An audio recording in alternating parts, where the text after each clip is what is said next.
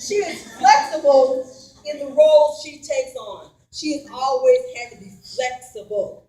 Always. And see, I have this issue when I hear sisters who are single parents say, I'm the mama and the dad. It's hard enough being a black woman and a mama, let alone trying to be a dad. You don't be standing up, you ain't no man. Go find an uncle, a brother friend to come in and be a presence. You ain't got to lay up with them either. That's good teaching. Okay? You ain't got to lay up with them. But stop saying, I'm the father. You know, during since slavery, she's had to be flexible. Okay, so understand that. She's genuine in sisterhood. I had a conversation with a sister today, and she said, you know, I saw a sister and I complimented her. She looked at me like, if another black woman compliments you, it's real. And she said, oh, you are so beautiful. She ain't trying to hook up with you.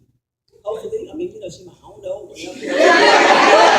I'm saying is that we have to learn how to take compliments. We don't do that from other black women.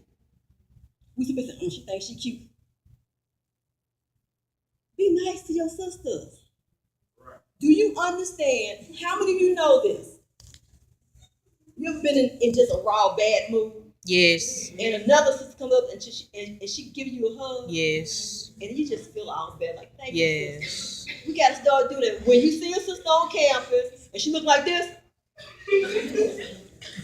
say something nice to her. Seriously, because you know, we need that. We need that. And sisterhood, I got to say something about this, and I'm almost done because I know my time is running out. Sisterhood. I am a member of Delta Sigma Theta Sorority Incorporated for 33 and a half years now. Yes, mother. Old school. Very old school. Last Saturday, 2 Saturdays ago, I was in Oklahoma burying one of my line sisters. And there were 22 of us online. And 6 of us came back.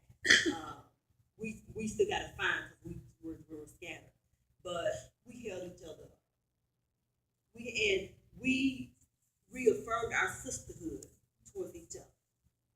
We cried, we laughed, you know, memories, and we said, okay, we got to do something spectacular for our 35th next year. We said, we are going to D.C. to celebrate our 35th anniversary. I'm going to. Find all of us, we're going to have a good time because we all go.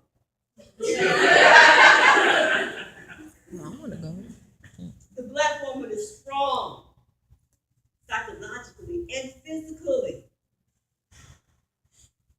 You know, the physical strength is interesting because if you've ever been in a place where somebody's hurt, and you got to move something to get them to safety or do something to lift somebody up, and you find that, like, I don't know how I just do, like, I could not just lift him up on any occasion.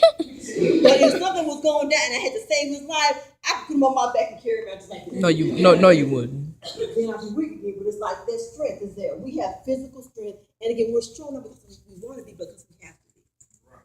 We don't have a choice because we're raising a whole nation, so we got to have that inner strength. And you know, you think about our ancestors. Look. When I think about what my mother's endured, first in that dungeon, where she was held against her will, in the belly of that slave ship, stripped of her everything, of her dignity, of her womanhood, just stripped. She survived the plantation. She survived the rape of the master. She survived through Reconstruction and through black codes and Jim Crow and all. And this is why we are here today, because that woman survived. So the strength of the black woman, I don't think we could do it now. I know I could. But thank God for them. She is male compatible, meaning that she is not in competition with her man, but she's seeking to complement him. Because, you know, you've seen these commercials where the white women, I'm strong, a woman can do anything a man can do. Really? Does she want to do anything a man can do? I don't know no sisters who want to go and lift logs and chop wood. Neil, I ain't trying to do all that. But see, for black women, we are not trying to compete, we're trying to complement. That's what we need, that balance. Balance. The black woman commands respect. See, I do some work in the schools. And I called to a child. Child said, huh? What? Excuse me? See, I'm old school. You don't say huh what to a grown person. You don't. Nope. That means you can have some teeth missing. Yep. And if you have them to you, Yep. you don't say what or huh. It's yes, ma'am. Yep. Yes, sir. No, Yes sir. or no. Have somebody, you having a conversation, and somebody walk between you. Go around. Some folks just don't have good home training. But we have to command our respect because when we walk into a room, some people think that, oh, you're here because of affirmative action. You're here because we need to be the quota. No, I'm here because I'm qualified and I'm sharper than you will ever be. Oh, yes. Tell it, mother. Black women, she must insist on recognition of her humanness as a co-partner in the struggle. When you think about the civil rights movement, you didn't always see the black women, but they were there. Yeah, they were there. Where would Martin be without Loretta? Where would Malcolm be without Betty? And the list goes on and on and on. Because when you see a successful black man, it's going to be a sister somewhere around him. It might not be his sweet thing. It might be his mama and them or his sister or his sister friend. But, he working on it. Listen, mama, dang. But what I'm saying is that balance makes a difference. That feminist God calls makes a difference. She seeks to be whole and complete. Not half a woman, but a whole woman. Brother was speaking in my class last semester, and Steve Harvey has a book called, what is it called? Think Like a Man. Ooh. Yeah. Think Like a Man. There's a movie. There's 2 movies out. There's movies too, mother. Whatever it's called, what he's telling the women is to do something that a man would do. What the brother said is, if you want 100% woman, you better rethink that. I'm just saying, because when you try to act like a man,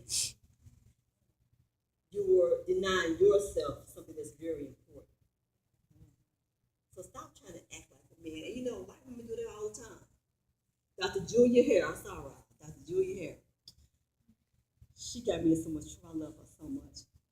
She made a comment once I had her speaking, and she made a comment. I had to really think about it. She said, white women are white men in drag. Think about white women are white men in drag. And first I'm like, what the? But I understood because I looked at the white women on my campus who were in administrative positions. They all dressed like me. They wore dark blue or dark suits, had short haircuts, shoulder pads. They walk like this. Hate shoulder pads. Instead of like this. She said white women were white men in drag. Think about it. In drag, when you dress up like the opposite sex, right? So when I looked at white women who were in administrative positions, it used to be like that here. I don't know if it's still like that. But you see, the higher up they go, they want to, because they're competing with that white man. They cut their hair short. They wear just little makeup and wear dark clothes. Think about that. So see, y'all gonna start looking at every white woman like that.